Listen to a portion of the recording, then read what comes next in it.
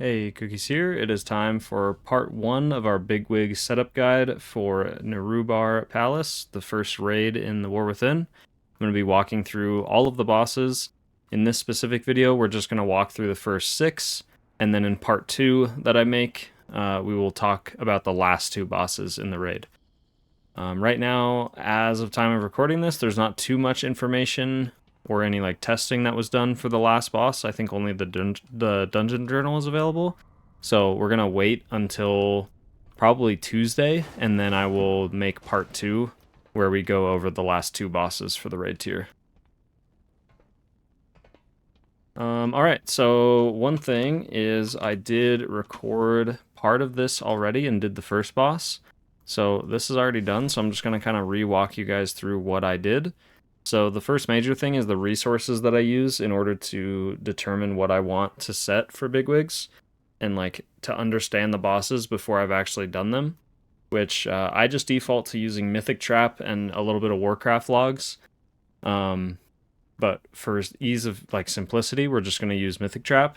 So you just go to mythictrap.com, you select the raid, the boss, the difficulty, your role even if you want, and then it basically just shows you all the mechanics. It gives you visuals, it gives you all this really nice organized information of what the mechanics do and all that stuff, so you get a general idea of what you might want to be aware of when setting up your add-ons.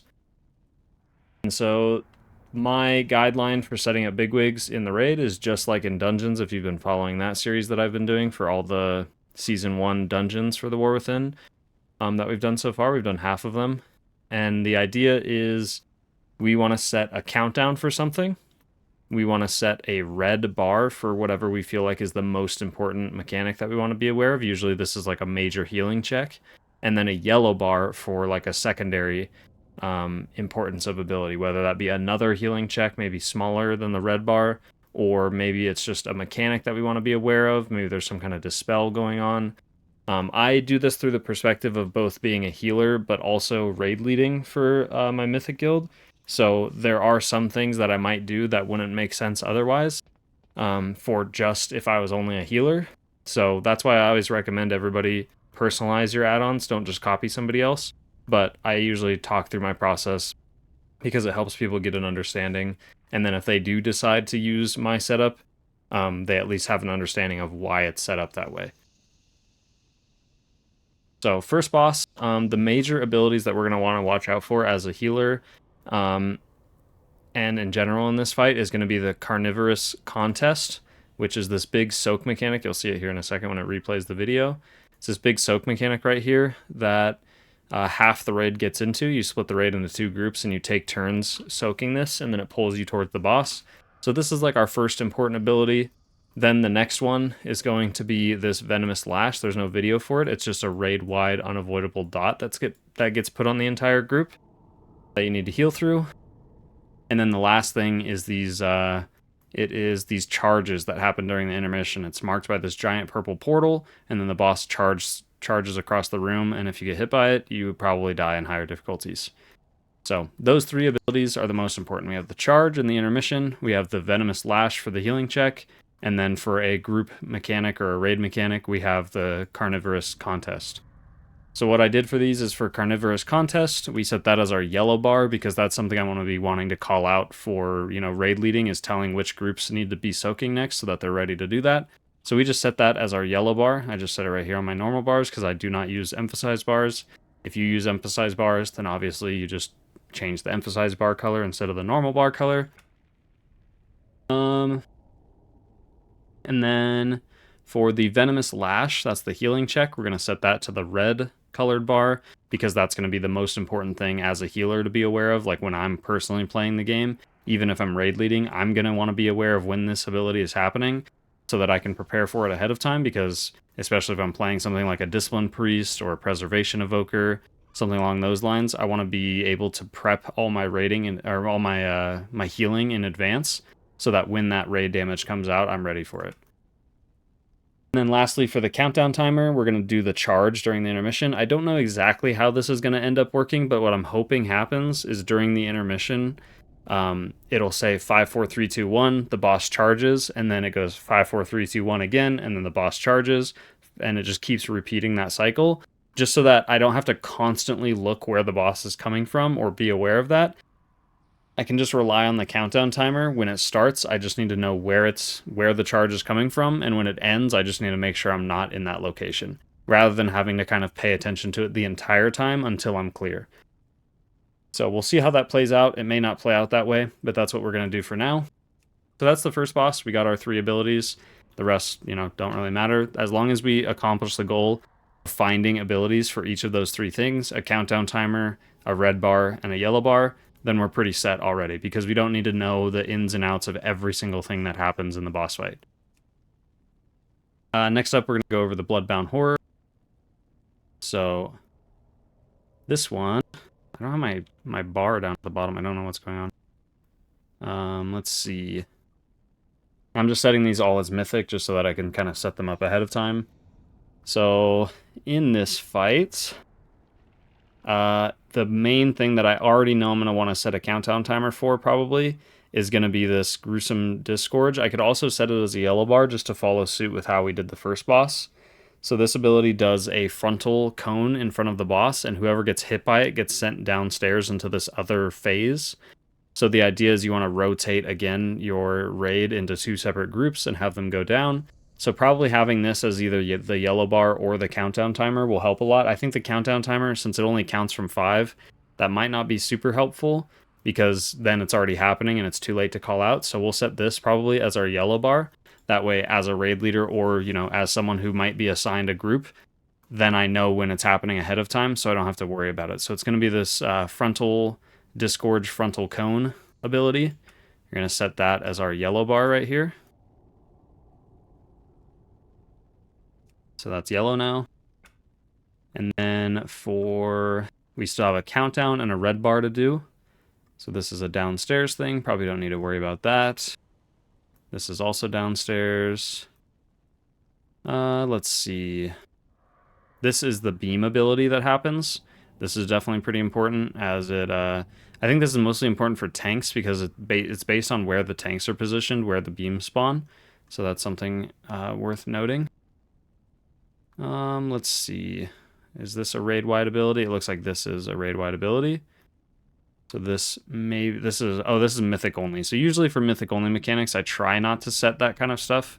I try to set it for something that's going to be across all difficulties, but we'll see what other kind of raid damage happens throughout this fight. Raid-wide heal absorb right here, Crimson Rain. So that looks pretty important. So maybe we'll do that. That's pretty much it. So yeah, it looks like the healing checks in this fight are a mythic only mechanic where you get like a spread debuff, and then this one right here that applies a raid-wide heal absorb. So we're going to set this raid-wide heal absorb as the red bar. It's called Crimson Rain right here. So Crimson Rain, we'll set this as a red bar. And then for a countdown timer, we will probably do...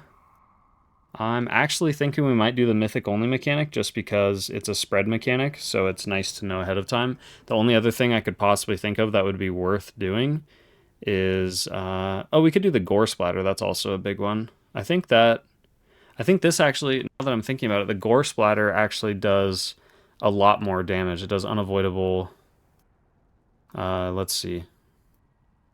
It does an explosion, and if you're within a certain radius, you take extra damage. I think you take damage either way, though, but maybe not. Yeah, it looks like everybody takes damage. So I think this is what we're going to want to, this is going to be the big healing check, actually. The heal absorb might not be as noticeable.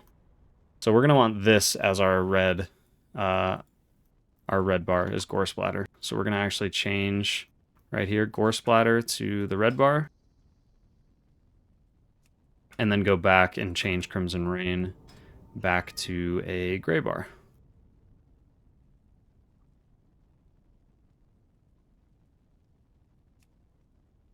I don't remember exactly where I had. I think was it at 200 for everything? I'm not entirely sure. Okay, and then just a countdown timer for something, which maybe we do the this blood curdle still, just so that we know we need to spread out ahead of time. I think we're going to do that. I think the heal absorb could also be decent to know about, but I like when spread mechanics or mechanics where you can't be close together or you have to move in some way, having a countdown timer just so I can kind of pre-position for it is really nice. So that is the, let me just double check, it's the blood curdle is what it's called right here, blood curdle, and set that as the countdown. So there we go, we have the entire fight set up now. Things obviously might change as we go in there and see that things work differently, but that is how we're going to have it set up for now. So next we go to Sikran.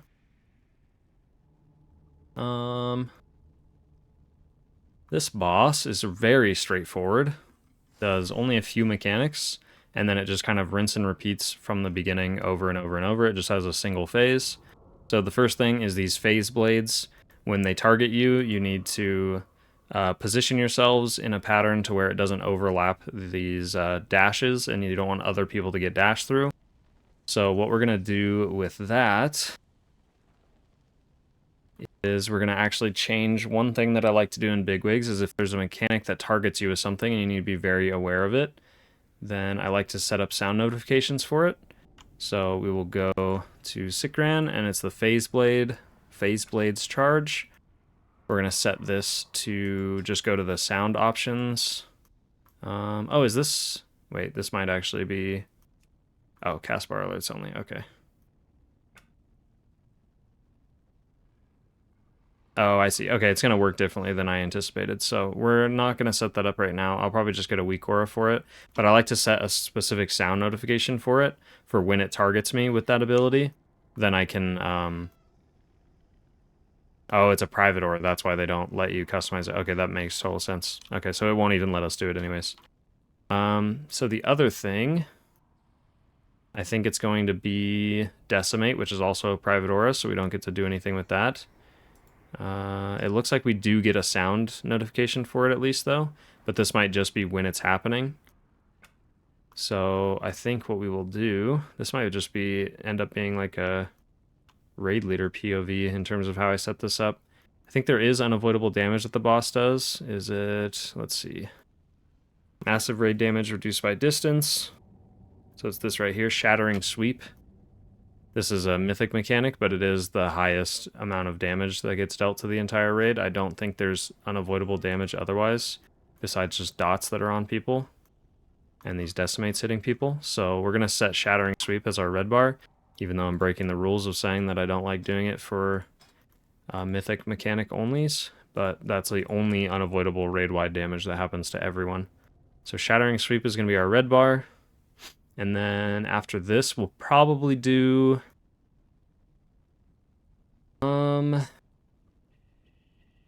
let's see.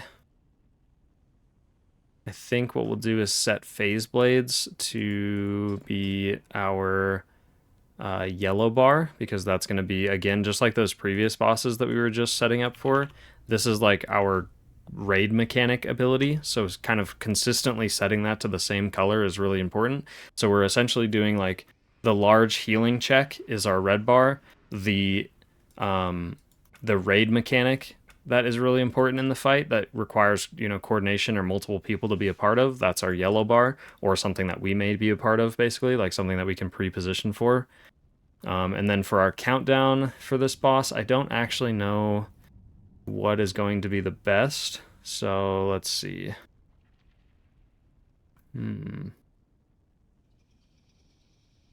I think the best thing is probably just the Decimate as the countdown, so that what happens is we get a yellow bar for Phase Blades, and then we get a countdown for Decimate, because what happens is the Phase Blades happen, and you drop these little kind of images on the ground with whoever got targeted, so you get 4 images, and then people get targeted by Decimate, and you want to aim the Decimate towards the images that are on the ground because it destroys them. And destroying them is important in the fight to clear up space and to make sure that you're not getting overwhelmed by the raid damage that's happening. So we'll set Decimate as our countdown ability. That way basically what happens is we see the yellow bar of Phase Blades, it goes off, and then we hear 5, 4, 3, 2, 1. Okay, now we can position for Decimate. Now we deal with the Decimate, so on and so forth. And I think that's pretty much it for this fight. So we will go to the next one, which is Rasha'nan. I believe this fight similarly is also very repetitive. It kind of has a phase 1, and then he jumps across the room and then just continues doing phase 1. He doesn't really have like an intermission, so to speak, as far as I know. So I already see something at the bottom here that says heal through. So channel that deals heavy raid damage and applies a stacking dot. So we are definitely going to want to probably already put this as our red bar, so I'm just going to do that right away. So we go to Rasha'nan, and this is the erosive spray. Right here, erosive spray. We're going to set that as our red bar because that is going to be the big raid-wide healing check. And then what else do we have? We have Acid Eruption is the mythic change. Oh, it looks like it's only mythic that he jumps across the room. That's really bizarre if that's actually true. Let's see.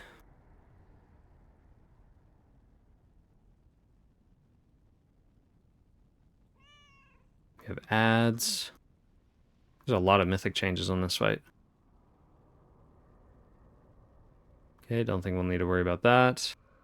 I think for the yellow bar, we probably just do the rolling acid, which is 2, I think, is it 2 players? And I think this might be mythic where it's 3. I think it's usually just 2 players, and you have to move. Maybe it's not. Oh yeah, mythic changes. Okay. So this is where you get a mechanic where you have to move out of the group. So this is kind of like, again, that kind of positioning group-wide mechanic. So we'll set this as our yellow bar since I don't see any other healing checks as far as I'm aware. Which again, this was the rolling acid. So we set this to yellow.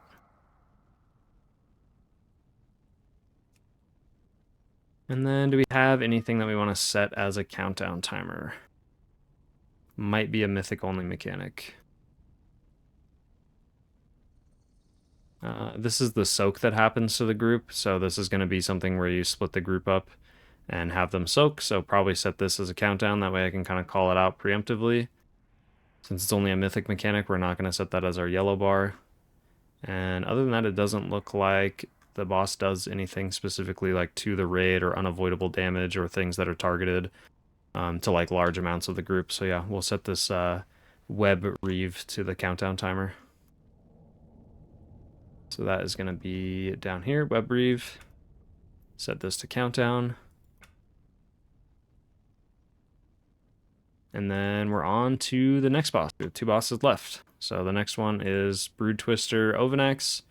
This is a very heavy ad-focused fight where you're basically, there's these eggs all across the room and you have to break the eggs and then ads hatch out of them and then you have to kill the ads. So let's see. The first major thing that I know is I think what I'm going to do for this fight is because there's so much, like we're getting into the bosses where there's a lot more stuff going on, especially in Mythic. So I'm going to set it to heroic only. That way I can just focus on the mechanics that are in every difficulty because it's going to be a while till I see this fight in Mythic anyways at the moment. So setting it up for heroic, even then it's still like a pretty complex fight. So we're just going to set it up for that. Let's see. The big thing is going to be, it looks like this might be raid-wide damage every 7. Oh, this might just be a passive. Every 7.5 seconds, the boss deals raid-wide damage. Applies a healing absorb on every player. Okay, so that just looks like it's passive damage to the entire fight. These are tank ads. We don't need to worry about the certain ads that are spawning and stuff like that. This is the ad spawn experimental dosage. This is the players who get marked. So we're going to set this immediately as the yellow bar because, again, this is a raid-wide ability that we might get targeted for, so being pre-positioned or understanding that it's going to happen before we get marked with it and then freak out, that is definitely important. And it's going to be the experimental dosage egg break specifically. That's the one that we want to adjust. So we're going to do that. We're going to set this as our yellow bar. And then now we just need a countdown and a red bar, which at the moment there doesn't look to be anything that stands out. So we will just have to see. Let's see right here. Ingest black blood at the start of the fight. And again, when the boss reaches 100 energy, he moves to different parts of the room, and then he'll stay in that section. The opening deals heavy raid-wide damage, applies a big heal absorb, and launches projectiles over the room. So it's kind of like phases. Like he goes to one corner of the room and a phase starts, then he goes to another corner of the room and you restart from the beginning, like stuff like that. So this is going to be our heavy unavoidable raid-wide damage. So we're going to set this as the red bar. That way we can just easily keep track of when that phase transition is happening, and we can be prepared to heal through it and get ready for the next phase. So that is ingest black blood right here, next container. So we'll set this as our red bar. And then all we need after that is a countdown. So let's just kind of look through these. We have Unstable Infusion. It looks like it just spawns some... Okay, this is the stacking heal thing, and spawn swirlies. We don't really want that going off every 7 seconds, like counting down every 7 seconds, so that doesn't sound super good. Sanguine Overflow I don't think does anything, because this just is the pool that grows on the floor. Caustic Reaction is when it touches the egg, so that also doesn't matter. Sticky Webs cover several players with sticky webbing, inflicting damage and reducing movement speed until it is dispelled. That's pretty important as a healer. I would probably say, what does Web Eruption do though? Inflicting... Oh, within 8 hours. Okay, so the idea is people spread out, and then the players with the debuff get out of the group, get dispelled, and then come back in. Or if you're already spread out across the room, then you can just instantly dispel them as long as there's not people within 10 yards. And then we have Volatile Concoction. Injects a cocktail, blah, blah. Into his target, blah, blah. Looks like it's just a tank hit. Okay. So I'm going to say that our countdown timer should probably be this sticky web. That way we just know, like, hey, when this countdown timer goes off, we're going to be ready to dispel or watch for people that need to be dispelled. And as soon as they're not near other players, we dispel them so that we're just ready to go. And then also, as a raid leader, I can use this to go, hey, webs are in 5, raid kind of clump together, or, you know, get spread out far enough. It depends how the room kind of looks. I didn't do this on testing. I just watched a VOD of it, and I don't specifically remember how they were positioning. But then that way we can kind of call for everyone to pre-spread if we can make 10 yards between every single player, and then just instantly dispel everybody. So we'll set Sticky Webs as our countdown, and then we are on to the last boss for part 1, which is going to be Nexus Princess Ky'veza. This fight is, there's a lot going on. It's like a bullet hell boss, which is really cool to see in WoW. There's not very many of those. It reminds me a lot of like last phase mythic Sire Denathrius, if you guys watch that at all. If you haven't, go check a VOD of mythic Sire Denathrius, like World First Kills or something. It's absolutely insane how much stuff is all over the place. It's super, super cool and visually appealing. And this boss has a very similar feel to that. But the cool part is it's a boss in the middle of the raid. It's not even at the end. So a lot of people will get to see and experience this fight. Okay, I remember roughly what this boss does, so let's kind of look through it again. This is where you get targeted by the things that set down the portals. We're not going to worry about that, and I'm sorry if I'm not like explaining in depth what these bosses do. Let's see. Nether Rifts is definitely important. This is where I think... Let me make sure. Okay, this is where the rifts like open up and you take a bunch of damage. This is probably honestly going to be the big damage mechanic that healers are having to heal through. Like here, even in this video, they're using Spirit Link and stuff like that. So I'm going to say that that's probably the healing check in this fight.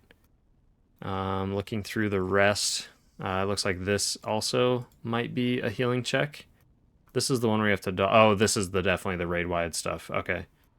So this is going to definitely be the big healing check, and then the portal's opening is probably going to be the smaller healing check. So I think what that means, what we should do, is... I think we are going to set Starless Night as our red bar, because that's going to be like the big mechanic that happens in the fight that we have to kind of get through in order to live. Or in order to kill the boss, really.